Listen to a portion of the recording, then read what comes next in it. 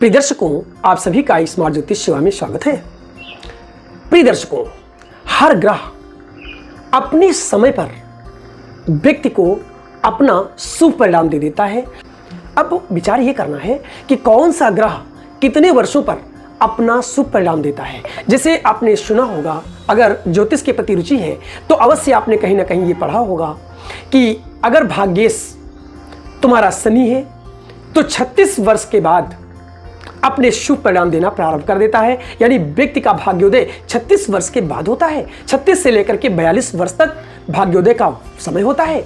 वहीं अगर गुरु तुम्हारा भाग्येश है तो 15 से 20 वर्ष यानी कम आयु में ही तुम्हारा भाग्योदय करा देता है। जबकि मंगल ये 28वें वर्ष में व्यक्ति का भाग्योदय लेकर आता है। जब और शुक्र 25 वर्ष से 27 वर्ष के बीच में ही अपना श्रेष्ठ समय यानी अच्छा वक्त दिखाना प्रारंभ कर देता है। जबकि बुध 32वें वर्ष अपना अच्छा समय या अच्छा परिणाम देना प्रारंभ कर देता है। वहीं चंद्रमा 24वें वर्ष अपने शुभ परिणाम देना प्रारंभ कर देता है। जबकि सूर्य 22वें वर्ष अपना शुभ परिणाम देना प्रारंभ कर देता है। राहु और केतु ये दोनों भी समय की अधिकता अर्थात 40 के बाद इनका शुभ परिणाम प्राप्त होता है। 40 वर्ष के बाद राहु अपना शुभ परिणाम देना प्रारंभ करता है। केतु का भी समय लगभग राहु के समान होता है।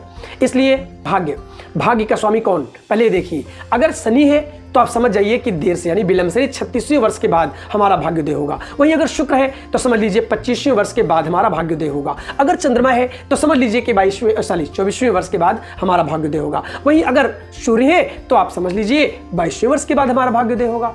यानी कौन सा ग्रह तुम्हारा भाग्य का स्वामी है, यानी कौन सा ग्रह तुम्हारे भाग्य का स्वामी है।